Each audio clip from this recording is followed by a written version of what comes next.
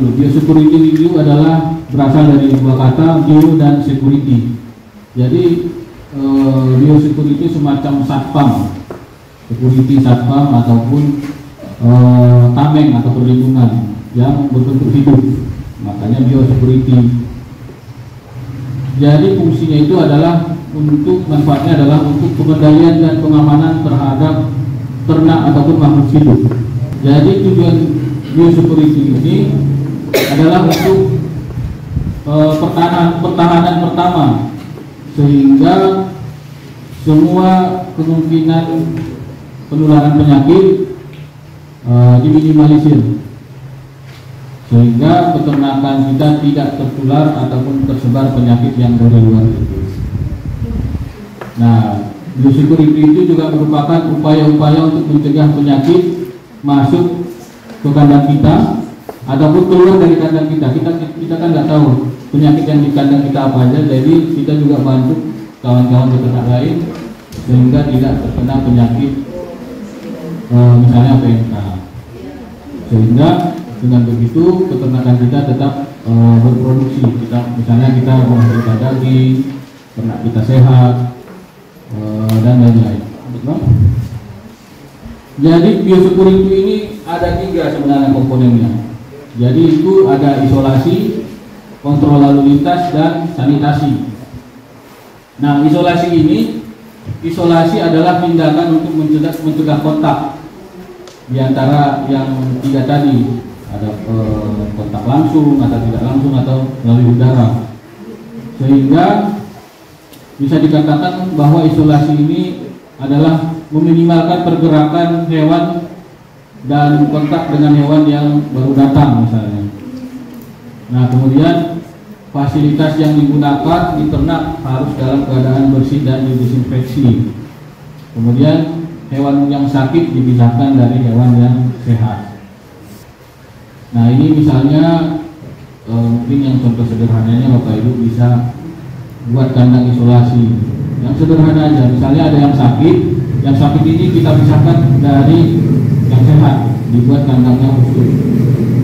Nah, sehingga ada juga tujuannya ketika dia untuk mempermudah kita untuk memeriksa, mengamati ternak kita yang sakit tersebut dan kemudian memudahkan kita untuk memberikan pengobatan.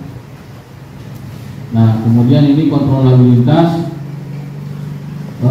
Kontrol lalu lintas ini pencegahan penularannya yang dibawa oleh peralatan, misalnya alat angkut, pakan, hewan selain ternak, dan juga pengunjung atau tamu-tamu kita atau kawan-kawan kita. Misalnya ada peternak yang lain, kawan kita datang ke kandang kita.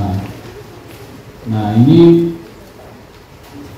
disinfeksinya menggunakan disinfektan yang sebelumnya. Kemudian mana tahu Bapak Ibu membeli hewan ternak dari daerah lain atau dari provinsi lain, pastikan bahwa hewan yang dibawa itu adalah hewan yang sehat.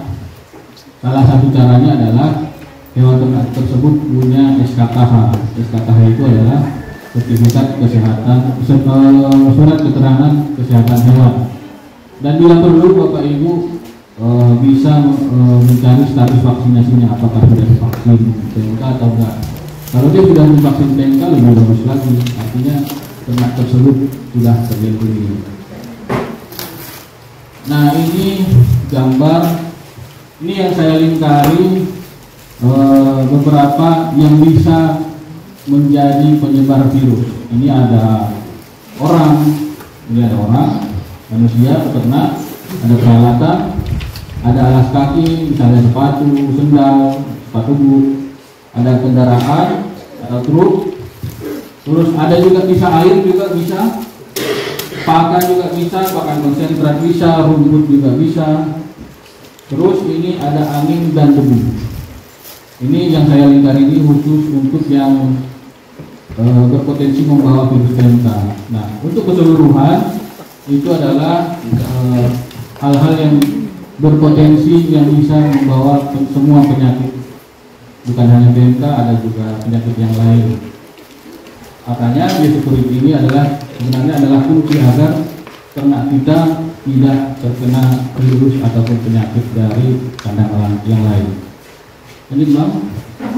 Nah, kemudian yang ketiga, sanitasi. Sanitasi bertujuan adalah untuk mencegah kontaminasi yang disebabkan oleh feses atau kotoran atau sampah lain yang berada di dalam kandang. Contohnya ada darah, ada ludah, terus ada ingusnya ataupun ada urinnya.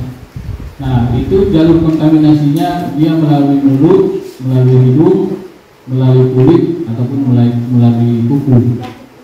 Nah, ini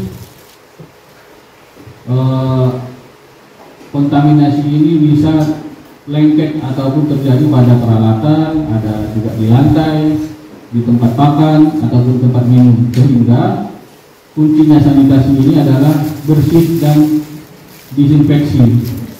Artinya kandang kita dibersihkan, misalnya kalau kambing dibersihkan sekali sehari. Bapak Ibu biasanya, kalau Bapak Ibu biasanya bersihkan kandang berapa hari sekali Bapak Ibu? Setiap hari. Sekali hari. Setiap hari. Sebenarnya sudah bagus Bapak Ibu.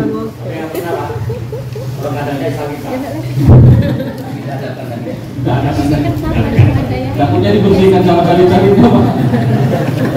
Pindah-pindah makanya Pak. Iya Pak. Jadi kalau yang Bapak Ibu yang punya kandang, harapannya kandangnya dibersihkan rutin dan kalau bisa didisinfeksi. Kalau disinfeksi sekali sehari bisa, sekali seminggu bisa, sekali sebulan bisa. Jadi disinfeksi ini adalah tujuannya adalah untuk membunuh bakteri ataupun virus yang lengket-lengket di kandang itu. Nah, kalau Bapak Ibu yang punya kandang, harapannya punya kandang lah, agar kita bisa memantau ternak kita, agar ternak kita juga punya rumah. Dia kalau panas nggak kepanasan, hujan nggak kehujanan. Nah, ini dia mungkin saya berikan contoh gambar. Dia kandangnya bersih, jadi kalau kita masuk ke kandang itu jadi nyaman. Artinya di sini kalau kandangnya udah bersih, kita pun nyaman di situ beraktivitas, mau itu makan, mau itu minum ataupun mengurus ternak-ternaknya. Nah, ini pertanyaan yang mungkin umum. Apa yang bisa Bapak Ibu lakukan sebagai peternak lokal dalam hal biosecurity ini? Sebenarnya contoh sederhana ini hanya contoh sederhana. Yang pertama, kandang dibersihkan, kandang dan peralatan dibersihkan secara rutin. Nah, kemudian mungkin ini yang kedua ini belum ngomong sama Bapak Ibu, tapi ini fungsinya sangat bermanfaat sekali. Sediakan fasilitas cuci tangan dan celup kaki di setiap kandang. Ya, misalnya ini pintu masuk kandang. Di sini ada genangan air yang airnya ini ada larutan disinfektannya. Jadi kan kita dari luar, kita kan nggak tahu apa aja yang nempel di sepatu kita. Bisa aja penyakit, bisa aja PMK. Jadi kalau udah ada genangan air yang celup kaki yang udah ada disinfektan ini, kita mau masuk kandang, sebelum masuk kandang kita celupkan sepatu kita itu dulu. Sehingga kalau kita masuk kandang, penyakit-penyakit virus atau bakteri yang menempel di sepatu kita tidak terbawa ke kandang. Nah, atau kalau bisa, kalau kita masuk kandang dibuat baju khusus dan juga sepatu boot khusus. Misalnya seperti yang saya sebutkan tadi, kalau kita masuk kandang misalnya di pintu kandang, di sini sudah ada sepatu boot. Kalau kita mau masuk kandang, kita buka sepatu, kita pakai sepatu boot, kita masuk kandang. Ketika kita keluar kandang, sepatu boot tersebut kita buka, kita letakkan, baru kita pakai sepatu yang kita pakai sebelumnya tadi. Kemudian selanjutnya jangan biarkan sembarangan orang masuk ke kandang. Baik itu saudara kita pun jangan biarkan. Kenapa? Kita kan tidak tahu dia dari mana. Bisa saja dia dari kandang orang lain yang kita tidak tahu, ternyata kandangnya terkena PMK. Nah, ternyata dia masuk ke kandang kita, akhirnya kandang kita terkena juga. Ini nggak jauh beda sama COVID. Kalau kita nggak yakin dia betul-betul sehat, ternyata dia terkena COVID, kita bisa saja kena. Ya contoh sederhananya misalnya saya 3 kali kena COVID Bapak Ibu. Untungnya saya sudah vaksin 3 kali. Alhamdulillah kalaupun saya kena COVID, ya gejala demam biasa aja, istirahat 2 minggu, udah alhamdulillah sembuh.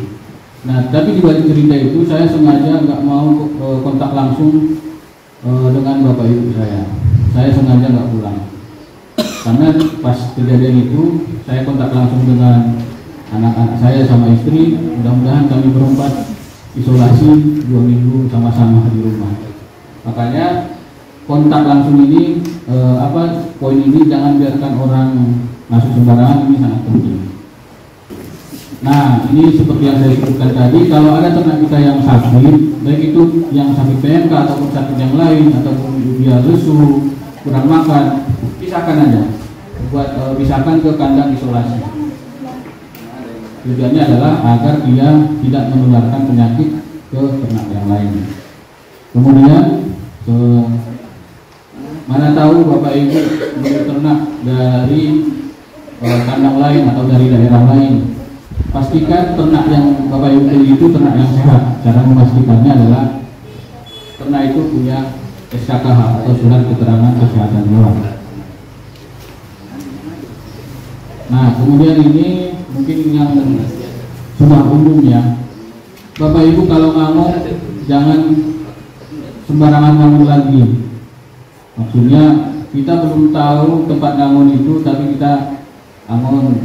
Nah kita angon di tempat yang benar-benar kita tahu lah lokasinya. Misalnya kan kita nggak tahu ternyata lokasi angon itu kita nggak tahu sudah disemprot ronda, kita tahu pulang dari ngangon tapi kita udah berbusa, udah mati. Nah kalau bisa ngangonnya, misalnya Bapak Ibu mau ngangon, ada juga peternak lain mau ngangon, kalau bisa angonnya jangan di tempat yang sama. Nah, kemudian yang terakhir, rutin berikan vitamin dan obat cacing. Ini sesuai anjuran dokter hewan ataupun mantri atau manter yang ada di sekitar lokasi sekitar Bapak Ibu. Kalau di desa kita berapa manter Pak? Mantri hewan ya? Satu, 2, 3 orang. Di desa kita ada 3 orang manter nanti. Kalau mau ngasih vitamin atau obat cacing yang beli manter itu. Nah intinya biosecurity itu adalah upaya kita, upaya pertahanan bagi ternak kita atau peternakan kita agar tidak terserang penyakit PMK ataupun penyakit yang lainnya. Mungkin sampai demikian Bapak Ibu. Kalau ada pertanyaan nanti di sesi selanjutnya yang dibuka oleh Ibu Moderator. Mohon izin Bapak Ibu kalau ada saya salah ucapan atau tindakan. Demikian wabillahi taufiq. Wassalamualaikum warahmatullahi wabarakatuh. Waalaikumsalam.